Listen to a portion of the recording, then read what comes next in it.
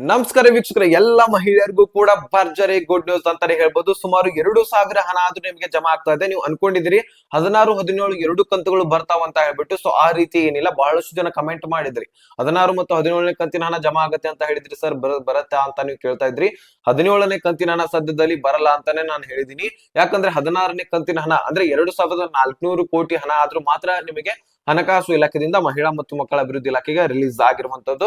ಈಗ ಸದ್ಯಕ್ಕೆ ನಿಮಗೆ ಮಹಿಳಾ ಮತ್ತು ಮಕ್ಕಳ ಅಭಿವೃದ್ಧಿ ಇಲಾಖೆದಿಂದನೂ ರಿಲೀಸ್ ಆಗಿದೆ. ಇನ್ನು ನಿಮ್ಮ ಖಾತೆಗೆ ಬರ್ಲಿಕ್ಕೆ ಯಾಕೆ ಡಿಲೇ ಆಗ್ತಾ ಇದೆ ಅನ್ನೋದ್ರ ಬಗ್ಗೆ ಎಲ್ಲಾನು ಕೂಡ ನಾವು ಡೀಟೇಲ್ಸ್ ಆಗಿ ಮಾತುಕತೆ ಮಾಡೋಣ. ಅದರ ಜೊತೆಗೆ ಲಕ್ಷ್ಮೀ ಹೆಬ್ಬಾಳ್ಕರ್ ಅವರು ಲೇಟೆಸ್ಟ್ ಆಗಿ ಏನ್ ಅಪ್ಡೇಟ್ ಕೊಟ್ಟಿದ್ದಾರೆ, ಪ್ರತಿಯೊಬ್ಬರ ಖಾತೆಗೆ ಜಮಾ ಆಗ್ಲಿಕ್ಕೆ ಯಾವಾಗ ಪ್ರಾರಂಭವಾಗತ್ತೆ, ಸೊ ಎಲ್ಲಾನು ಕೂಡ ಒಂದೊಂದಾಗಿ ನೋಡ್ತಾ ಹೋಗೋಣ. ಚಾನಲ್ಗೆ ಸಬ್ಸ್ಕ್ರೈಬ್ ಮಾಡಲ್ಲ ಅಂದ್ರೆ ದಯವಿಟ್ಟು ಬೇಗನೆ ಸಬ್ಸ್ಕ್ರೈಬ್ ಮಾಡ್ಕೊಳ್ಳಿ. ವಿಡಿಯೋಕ್ಕೆ ಒಂದು ಲೈಕ್ ಕೊಟ್ಬಿಟ್ಟು ವಿಡಿಯೋ ನಾನು ನೋಡ್ಲಿಕ್ಕೆ ಸ್ಟಾರ್ಟ್ ಮಾಡಿ ಡೈರೆಕ್ಟ್ ಆಗಿ ನಾನು ಟಾಪಿಕ್ ಗೆ ಬಂದ್ಬಿಡ್ತೇನೆ. ವೀಕ್ಷಕರೇ, ಇಲ್ಲಿ ನೋಡಿ, ಗೃಹಲಕ್ಷ್ಮಿ ಯೋಜನೆಯಲ್ಲಿ ನಿಮಗೆ 16ನೇ ಕಂತಿನ ಹಣ ಆದ್ರೂ ಈಗ ಬರಬೇಕಾಗಿದೆ. ಈಗ ವೇಟ್ ಮಾಡಿ ಮಾಡಿ ಸಾಕಾಗಿದೆ. ಕೊನೆಯದಾಗಿ 16ನೇ ಕಂತಿನ ಹಣ ಕೂಡ ಜಮಾ ಆಗ್ತಾ ಇಲ್ಲ. ಸೊ ಈಗಾಗಲೇ ಬರಬೇಕಾಗಿತ್ತು. ನೆಕ್ಸ್ಟ್ 17ನೇ ಕಂತಿನ ಹಣ ಇನ್ನೇನು ಒಂದು 5-6 ದಿನದಲ್ಲಿ ಅದು ಕೂಡ ಪ್ರಾರಂಭವಾಗಬೇಕಾಗಿತ್ತು.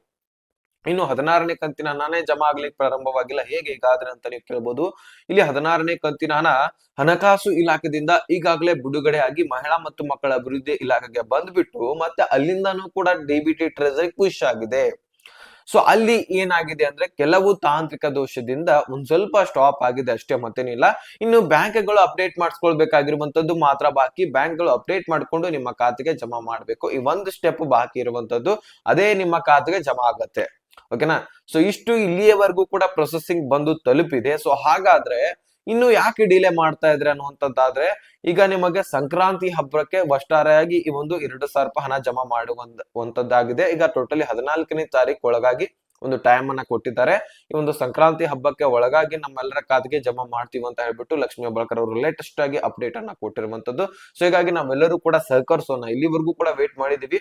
ಸೊ ಇನ್ನೊಂದು 4 ದಿನ ವೇಟ್ ಮಾಡಿ ನೋಡೋಣ, ಸೊ ಜಮಾ ಆಗತ್ತಾ ಅಥವಾ ಇಲ್ವಾ ಅನ್ನೋದನ್ನ. ಜಮಾ ಆಗ್ಲಿಲ್ಲಪ್ಪ ಅಂದ್ರೆ ಪ್ರತಿಯೊಬ್ಬ ಮಹಿಳೆಯರು ಕೂಡ ಆಕ್ರೋಶವನ್ನ ವ್ಯಕ್ತಪಡಿಸೋದು ನಿಜ. ಮತ್ತೆ ಅದ್ರ ಜೊತೆಗೆ ಈ ಒಂದು ಪ್ರತಿಭಟನೆಗಳನ್ನು ಕೂಡ ಆದಷ್ಟು ಮಾಡ್ತಾರೆ, ಬಿಡೋದಿಲ್ಲ. ಯಾಕಂದ್ರೆ ಬಹಳಷ್ಟು ಜನ ಮೊದಲು ಕೂಡ ಮಾಡಿದ್ರು. ಈ ಒಂದು ಹಣ ನುಡಿದಂತೆ ನಡೆದಿವಿ ಅಂತ ಹೇಳ್ಬಿಟ್ಟು ಮತ್ತೆ ನೀವು ಹಣವನ್ನ ಜಮಾ ಮಾಡ್ತಾ ಇಲ್ಲ ಅಂತ ಹೇಳ್ಬಿಟ್ಟು ಸುಮಾರು 6ನೇ 7ನೇ ಕಂತಿನಲ್ಲಿ ಒಂದು ಪ್ರತಿಭಟನೆ ನಡೆದಾಗ ಮತ್ತೆ ಕಂಟಿನ್ಯೂ ಆಗಿ ಹಣವನ್ನ ಹಾಕಿರುವಂತದ್ದು. ಸೊ ನೆಕ್ಸ್ಟ್ 11ನೇ ಕಂತಿನಲ್ಲಿ ಕೂಡ ಈ ರೀತಿ ಒಂದು ಹೇಳಿಕೆಗಳು ಬರ್ತಾ ಇದ್ವು, ಜಮಾ ಆಗೋದಿಲ್ಲ, ಇನ್ಮೇಲಿಂದ ಗೃಹಲಕ್ಷ್ಮಿ ಬರೋದಿಲ್ಲ ಅಂತ ಹೇಳ್ಬಿಟ್ಟು. ಅಲ್ಲಿನೂ ಕೂಡ ಬರ್ತಾ ಇತ್ತು.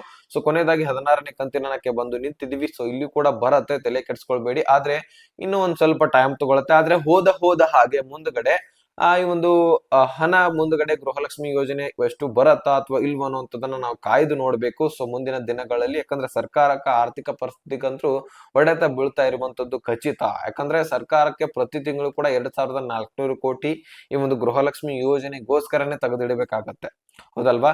ಸೊ ಅದರಲ್ಲಿ ಮತ್ತು ಇನ್ನೂ ಕೂಡ ಬಹಳಷ್ಟು ಜನರನ್ನ ತೆಗೆದುಹಾಕಿದ್ದಾರೆ. ಅಲ್ಲಿ ಎಲ್ಲ ತೆಗೆದುಹಾಕಿದ ತಕ್ಷಣ 2,400 ಕೋಟಿಗೆ ಬಂದಿದೆ. ಇನ್ನು ಎಲ್ಲಾ ಮಹಿಳೆಯರು ಮೊದಲು ಇದ್ದ ಹಾಗೆ ಇದ್ದಿದ್ರೆ ಸುಮಾರು 3,000 ಕೋಟಿ ಹಣ ಆದ್ರೂ ಬೇಕಾಗ್ತಾ ಇತ್ತು. ಸೊ ಅಷ್ಟೊಂದು ಹಣ ಬೇಕಾಗಿದ್ದೆ. ಆದ್ರೆ ಪ್ರತಿ ತಿಂಗಳು ಕೂಡ ಅದು ಎಕ್ಸರ್ಸೈಸ್ ನಡೀತಾ ಇರಬೇಕು. ಅದಕ್ಕೋಸ್ಕರ ಕೆಲಸ ಕಾರ್ಯಗಳು ನಡೀಬೇಕು. ಅದಕ್ಕೋಸ್ಕರ ಹಣ ರಿಲೀಸ್ ಆಗ್ಬೇಕು. ಅದಕ್ಕೋಸ್ಕರ ಹಣ ರಿಲೀಸ್ ಆಗ್ಬೇಕಂದ್ರೆ ಫಂಡ್ ಇಲ್ಲಿಂದ ಬರುತ್ತೆ. ಇಲ್ಲಿ ಕಡೆ ಫ್ರೀ ಬಸ್ ನಲ್ಲಿ ಕೂಡ ಒಂದು ಫ್ರೀ ಆಗಿ ಬಸ್ ಗಳನ್ನ ಕೊಟ್ಟಿರುವಂತದ್ದು. ಅಲ್ಲಿಯೇ ಸರ್ಕಾರಕ್ಕೆ ಹೆಚ್ಚಾಗಿ ಇನ್ಕಮ್ ಹೋಗ್ತಕ್ಕಂಥದ್ದು. ಅಲ್ಲಿನೇ ಫ್ರೀ ಆಗಿ ಕೊಟ್ಬಿಟ್ರೆ ಸರ್ಕಾರಕ್ಕೆ ಇನ್ಕಮ್ ಕಡಿಮೆ. ಆದಷ್ಟು ಈಗಾಗಲೇ ಬೆಲೆಗಳು ಏರಿಕೆ ಆಗಿದಾವೆ ಎಲ್ಲದರಲ್ಲಿ. ಇಲ್ಲಿ ಟಿಕೆಟ್ ದರಗಳಲ್ಲಾಗಿರ್ಲಿ, ಹಾಲಿನ ದರದಲ್ಲಾಗಿರ್ಲಿ, ಈ ಕಡೆ ಪೆಟ್ರೋಲ್ ಡೀಸೆಲ್ ದರದಲ್ಲಾಗಿರ್ಲಿ, ಸೊ ಇನ್ನಿತರ ಈ ಒಂದು ಕಾನೂನು ಚಟುವಟಿಕೆಗಳಲ್ಲಿ ಪತ್ರಗಳ ಅಂದ್ರೆ ಉತ್ತಾರಗಳಲ್ಲಾಗಿರ್ಲಿ, ಇನ್ನಿತರ ಐಟಮ್ಸ್ ಗಳು ಇರ್ತವೆ. ಅಲ್ಲಿ ನೀವು ಬರೀಲಿಕ್ಕೆ ಪತ್ರಗಳು, ಇಂಪಾರ್ಟೆಂಟ್ ಪತ್ರಗಳು ಇರ್ತವೆ. ಸೊ ಅದ್ರಲ್ಲಿ ಎಲ್ಲಾನು ಕೂಡ ಅರ್ಧಕ್ಕರ್ಧ ರೇಟ್ ಹೆಚ್ಚಾಗ್ತಕ್ಕಂಥದ್ದು. ಈಗ 20 ರೂಪಾಯಿ ಇದ್ರೆ 80 ರೂಪಾಯಿ ಆಗಿರುವಂತದ್ದು, 60 ರೂಪಾಯಿ ಇದ್ರೆ 150 ರೂಪಾಯಿ ಆಗಿರುವಂತದ್ದು. ಸೊ ಈ ರೀತಿ ರೇಟ್ ಗಳು ಜಂಪ್ ಆಗಿದಾವೆ. ಸೊ ಇದನ್ನೆಲ್ಲನೂ ಕೂಡ ರೇಟ್ ಗಳು ಹೆಚ್ಚಾಗಿ ಮಾಡಿ ಕೊನೆಯದಾಗಿ ಇಲ್ಲಿಂದ ನಮ್ಮ ಹಣವನ್ನ ನಮಗೆ ಕೊಡ್ತಕ್ಕಂಥದ್ದು ಸರ್ಕಾರ ಈಗ ಕೆಲಸ ನಡೆಸ್ತಾ ಇದೆ ಅಂತ ಹೇಳ್ಬಿಟ್ಟು ಹೇಳಿಕೆಗಳು ಕೂಡ ಬರ್ತಾ ಇದಾವೆ.